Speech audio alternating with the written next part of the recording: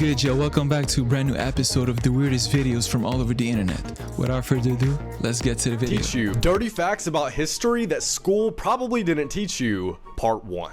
Famous poet Edgar Allan Poe married his 13-year-old step-cousin at the age of 27. What are you doing, Step Poe? There is a legal PP size in Iceland, and this comes from the Middle Ages where a man and a woman got married, and on their wedding night, the woman was so disappointed with how small it was that she took him back to the church to get a divorce. And because of her, a law was made that requires you to be 3 inches to get married. During times of war, some armies would wipe their poop on their weapons so that when they stab their enemies, they get that extra poison damage. There are many letters between Benjamin Franklin and various women that suggest that he might have had a fart fetish. The person who wrote Frankenstein lost her virginity on the top of her mother's grave. Great writer, but terrible funeral manners. First of all, imagine breaking the law, but all you did was basically have a shrimp between your legs. Like, imagine having a small pee-pee and this being considered as a crime. Like, how do you even explain this in jail? Hey, what are you here for? A shrimp? Could never be me. Anyways, this is funny. Imagine you hire a nanny for your child. You get along with her, your daughter loves her, but then you find out that she and your husband have been having an affair and they've been plotting to murder you. Brendan and Christine met back in 2003 while they were in university and had been together for nearly 20 years. She was an ICU nurse and he worked for the IRS. They had a 3-year-old daughter, and in 2021, they decided to hire an au pair to help take care of her. That's when they found 22-year-old Juliana Malgalais. She came from Brazil on a work visa and moved into their home. It wasn't long before Juliana and Brendan started getting very comfortable with each other, and it turns out that they were secretly sleeping together while Christine was at work. This affair didn't even go on for too long. Just 2 months in, Brendan and Juliana were already coming up with a plan to get rid of Christine. They lured a man into the house and staged everything to make it look like he was responsible for Christine's death, but it was actually them. The plan they came up with together was so stupid, which if you want to know the full details, just go watch it on my YouTube video, but these two really thought they were going to get away with this. And what makes this case even more disturbing is that not only was Christine killed, but so was a stranger who had absolutely nothing to do with any of this. Now, what had my jaw on the ground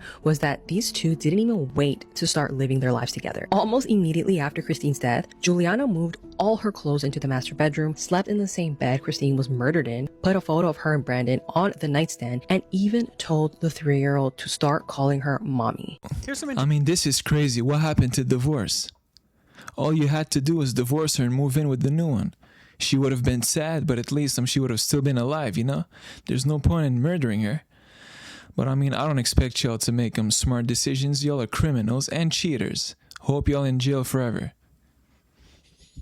Here's some interesting things I just learned today. Caesar salad was actually invented in a Tijuana restaurant during a 4th of July rush in 1924. A chef named Caesar Cardini improvised and created it. To be a commercial airline pilot or an air traffic controller, speaking English is a mandatory requirement. Apparently, long-term exposure to bodily waste, like taking care of a baby, significantly reduces the parents' disgust responses, and they just get used to it. I feel like that's actually really fair as someone with 2 under 2. Neuroscientists are actually finding out now how meditation changes how fluid moves through your brain, and it becomes similar to the way that your brain works while you're sleeping. The Lakers and Celtics have won 45% of all NBA championships in the entire league. That's a little extra, but hey, I'm not complaining as a Lakers fan. 2026 just got even crazier, part 15. North Korea just had an election, and it was pretty close, because Kim Jong-un won 100% of the votes in North Korea and remains the leader. Remember, in North Korea, it's mandatory to vote, and when you do vote, you're only given one name to choose from, and that's Kim Jong-un. So yeah, technically, you could say it was the closest race possible, even though he won 100% of the votes. Next, we just figured out we are getting a Backrooms movie that is releasing on May 24th, and it's produced by A24, and they just released a trailer, and here it is right here. If you don't know what the Backrooms are, well, it's a transitional area that feels strangely familiar, yet oddly uncomfortable, and the Backrooms all started from the internet, and now it's getting its own movie. Pretty wild. Finally, Pixar just released a trailer for Toy Story 5, and in the trailer, we could see that Woody is balding. Yeah, that's how old we're getting. Woody is literally going bald. I bet you for the next Toy Story that we get, it's going to be about Woody going to Turkey for a hair transplant. Shouts out to my Korean people out there, but y'all a little slow mentally if you want me to be honest with you.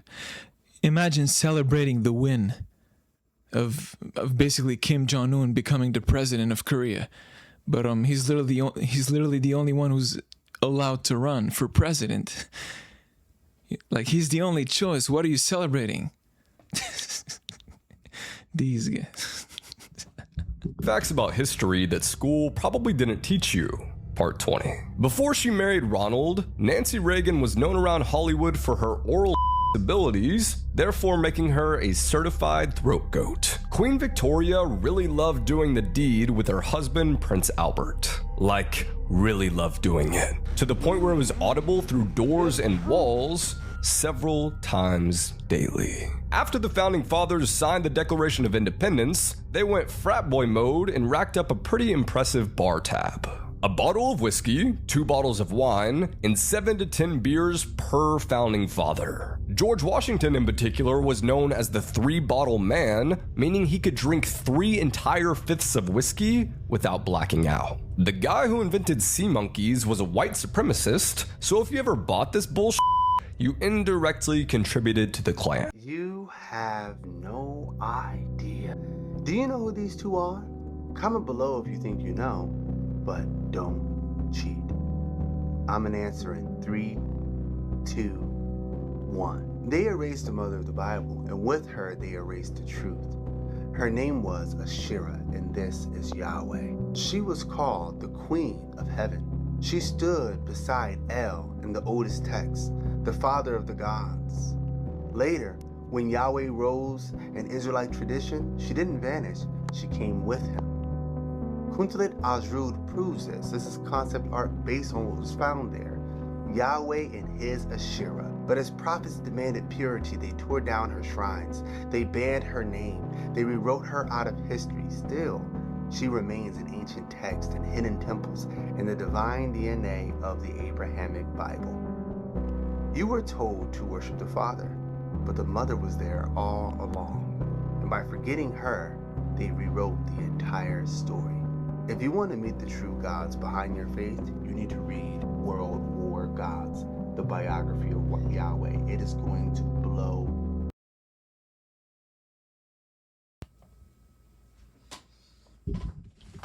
Shut up. No one's trying to buy your book. You're boring me. You know what I mean? Do something interesting. Get out of my face. This video loses color every single frame. So I edited this video so that in every single frame, specific colors are slowly being faded out. Like right now if you're watching it, I'm slowly fading out all of the pink colors on this video. But it really shouldn't matter too much because there's barely any pink colors. Next, red is now starting to fade away. Remember, your eyes detect red faster than almost any other color. So now the video is starting to feel very uncomfortable now that red's gone. But here we have yellow and orange starting to fade away all at once. And your brain might think something's wrong with this video because the colors for light and warmth have disappeared. And finally, this is when every other color that I haven't mentioned starts to fade away and the video is about to be colorless. And for some people, this is actually how the world looks all the time due to color blindness. It isn't just a filter, but now that the colors are almost fully gone, it really shows how color changes how the world feels. To be honest, I don't think that the issue here is colors missing or them fading away. It's his brain cells missing and fading away because something wrong with this dude. I don't mean to judge, but he's irritating me. I'ma still keep him in the video though. Shouts out to him, little cutie. This clown set out to film what was supposed to be just harmless prank, but things went way too far. What started as ordinary content suddenly turned into something far more serious, when in a split second, a prankster became an unexpected hero. They were filming at a nearly empty subway station. A young woman stood alone on the platform when 3 men began drifting closer to her. At first, it might have seemed innocent, just strangers waiting for the train. Originally, the clown had planned to prank the girl, but something felt off. when the men rose from their seats and moved towards her. And that's when the clown stepped into the shot. With 2 baseball bats in hand, he stood directly in the man's path. He didn't speak, he didn't joke, he just stared. And suddenly, it didn't feel like a prank anymore. The tension was undeniable. The men paused, exchanged looks, then backed away. Seconds later, they took off running. Just like that, a silly stunt turned into a real rescue. Not because it was planned, but because someone paid attention when others might have looked away. But what do you think? Was it coincidence, or did he sense the danger just in time? Shouts out to the clown, I guess, but I think we all agreed that we still hate all of them, you know what I mean? This one probably redeemed himself, but we still don't like them. You know, stay away from me. Most of y'all be causing trouble and messing with people for no reason, you know what I mean? Stop being weirdos. Get your clown ass out. All of the movies Scary Movie 6 is going to be parodying. I've seen the leaks, you've seen the leaks, and it doesn't look like they're holding back at all. Now, obviously, I can't show you the leaks. I'm just waiting for the official trailer to drop. But the movie list itself is extremely long. And when it comes to the other movies in the franchise, you already know that they go over the top and extreme, and I already know this movie is going to be controversial. Some of the movie parodies I'm looking most forward to seeing is Terrifier, which if you've seen the clip, Art the Clown is literally handing out body parts at the mall and ends up handing out something outrageous. You then have other movies like Megan, Ma, Halloween, I Know What You Did Last Summer, Longlegs, of course Scream, which they've parodied in almost every single scary movie we've ever seen, Smile, The Substance, A Quiet Place, Sinners, and The Watchers. I already know they're going to do something outrageous with Smile because we already know smiling is one of the biggest new horror movie tropes, and I could just see somebody sitting across the room doing some demonic smile and something popping off. We also know Regina Hall is coming back to play Brandy, and if you've seen the leaks, she's actually going to be dressed up as Ma from the scary movie Ma. And we have Anna Faris coming back playing Sydney Campbell, but dressed up as Laurie Strode from Halloween. Now look, as you know, when it comes to the scary movie franchise, there is absolutely no holding back, which is why the movies have always done so well and been so funny. And I honestly can't wait for the official trailer to drop so I can sit here and laugh along with everybody because we already know, and we've seen from the clips before Scream 7 plays, this movie is going to be hysterical. Honestly, I never really cared about movies, especially the horror ones like Scream and Scary Movie and whatever. They just don't appeal to me, you know. I'm a little sensitive even though I may be a big man. Yeah, it's not my thing, you know. I like watching SpongeBob and Disney princesses, I guess. You can judge me all you want. That's me. I'm just playing, but yeah, I don't like horror movies. She lost her life because she mispronounced a word. Lydia Schatz was born on March 15th of 2002 and was originally from Liberia. Kevin and Elizabeth Schatz lived in Paradise, California with their 6 biological children. The couple decided they wanted to add more to their family, so they headed to Liberia to adopt 3 children, including Lydia. What Lydia and her 2 siblings thought were going to be a loving home was the complete opposite. On February 5th of 2010, Lydia was harmed so badly with a 1/4-inch plastic tube just because she mispronounced a word. Kevin and Elizabeth held down Lydia for 9 hours and harmed her so badly on her back that it caused severe tissue damage, and that following day she passed away. Lydia's 11-year-old sister Zariah was also harmed by Kevin and Elizabeth because allegedly she was a bad influence and a liar. She was hospitalized and in critical condition, but thankfully she survived. When Kevin and Elizabeth were being questioned, they stated that they used child discipline teachings used by fundamentalist Christian organizations. Investigators discovered that Kevin and Elizabeth were also doing this to their biological children and were even teaching their oldest daughter to join in on doing this to her siblings. In court, Kevin was found guilty and sentenced to a minimum of 22 years, and Elizabeth was also found guilty and sentenced to 13 years in prison. This is a normal thing for a husband to say in a 911 call about his missing wife. Hi, this is Steve Bechtel calling. I'm missing a person, and I was wondering if you maybe had an extra. Now, back in 1997, Steve Bechtel was waiting at home for his 24-year-old wife, Amy, to come back. But Amy would never be seen again. Her car was eventually found in an area that she was known to jog in, but there were 3 weird things about the scene. And this is all coming from a deep dive I just did on the Heart Starts Pounding podcast on the most terrifying backwoods disappearances I've ever heard of. But 1, Amy's car was unlocked and the keys were inside. 2, the only thing missing was her wallet, which she didn't take jogging with her. And 3, this area was all wet and muddy, but there were no footprints near the car, which made people wonder if she had even been in the car when it was left there to begin with. Now, the whole thing looked super weird, but it looked even weirder when the 911 call was released that Steve had made to report Amy's disappearance. And I was wondering if you maybe had an extra. To a lot of people, it didn't really sound like a husband who was ultra concerned with his wife's disappearance. He's making a joke. Now, Amy was never seen again. No witnesses ever saw her. Her credit cards and bank accounts have not been used. No one has ever been charged with anything regarding her disappearance. But the closer you look at this case, the weirder it starts to seem. And that's why I did a full deep dive this week on the Heart Starts Pounding podcast. These are backwoods disappearance stories that are so scary, I don't go running by myself anymore. So definitely check it out wherever you get your podcasts. Did my guy literally call the cops and say, my wife is missing, do you have an extra one? Like you're basically admitting that you're guilty on this phone call, to be honest. Like, it doesn't get any creepier or suspect than this. Yeah, hello officer, my wife is missing, do you have an extra one? Only a sociopath and a psychopath would joke about their wife being missing, but he obviously doesn't care, because he's the reason why.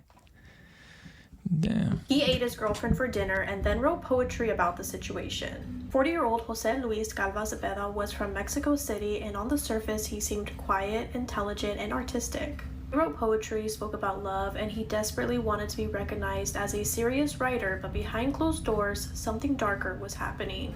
Jose Luis grew up in extreme poverty, and for many years he dealt with physical and emotional abuse as a child. Later on, he would struggle with addiction, unstable relationships, and untreated mental illness. Despite everything, he wanted to become a famous poet and talk about love, pain, and suffering, though he never got the recognition that he thought he would. Friends would describe Jose Luis as possessive, obsessive, and deeply insecure, especially with romantic relationships. In 2007, Jose Luis started a toxic relationship with a woman named Alejandra.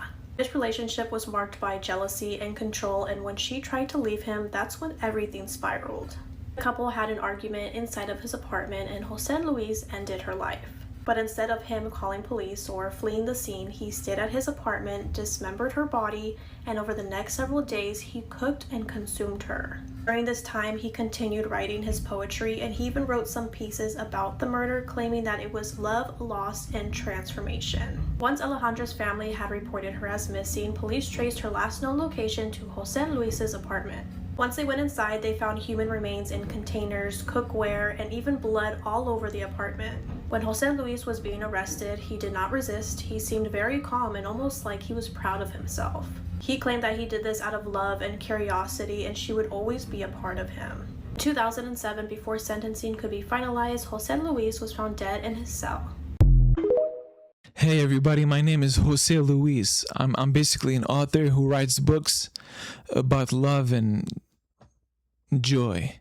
I also killed and ate my wife. I mean, what are we even talking about here? Like, he wants to be an author about love and like compassion and empathy, ends up cooking and eating his wife. It doesn't get any weirder than this. On to the next one, I'm done. Dark facts about Texas. So back in the 1930s, there was a bus full of kids that were on their way home from a field trip. And then the bus came up to some railroad tracks by the intersection of Villamain and Shane. And that's when the bus ended up stalling on the tracks, and she was trying to crank it up to get it going again. And then she saw a train coming, so she tried to evacuate the kids, but there wasn't enough time, and the train slammed right into the bus, ripping it in half. Somehow the bus driver ends up surviving, and the kids unfortunately end up dying. She ends up getting survivor's guilt to the point where she tries to take her own life by driving her car back to the train tracks one night and just parking her car on the tracks and waiting for the next train. But as the story goes, when the train actually showed up, her car started moving without her even doing anything, and it ended up pushing her car off the tracks completely. And when she jumped out of the car to see what it was, there was nothing there. Many believe that it was the ghost of the children that died on the bus that saved her life. And ever since then, people go and park their car on the tracks and put it in neutral, and then some put baby powder on the back of their car, and apparently it'll start moving and push the car off the tracks, and then sometimes they'll see handprints on the back of their car. Pretty creepy, but kind of cool. What do you think though? Alright, number 2, the Texas City disaster. Back in 1947, the worst industrial accident in US history happened in Texas City. So there was a ship that was docked there that was carrying ammonium nitrate. It ended up catching fire and exploding, and then causing a chain reaction for another ship next to it to explode. and then that caused the Monsanto chemical plant to explode. The blast was so powerful that it literally flattened the town, and houses 40 miles away had their windows blown out. And it created a 15-foot tidal wave, and it ended up killing over 600 people and injuring over 5,000. People were actually vaporized with no trace left behind. Alright, number 3, the Marfa lights. So in the western part of Texas, out in the middle of the desert, there's these lights that have been appearing in the night sky since the 1800s, and people haven't figured out what they are. The lights move in very sporadic ways, and people have even seen them split in half. Even though people have been seeing them for over 100 years, there's still no explanation on what they are. They're definitely not planes. Some think that it could be UFOs, but still no explanation. The picture... I think we call those stars, buddy. Or I may be wrong, but there has been these 3 shiny dots in the sky since the 1800s, but no one knows what they are. Stars, like I said.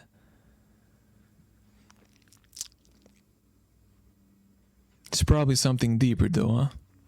I don't know.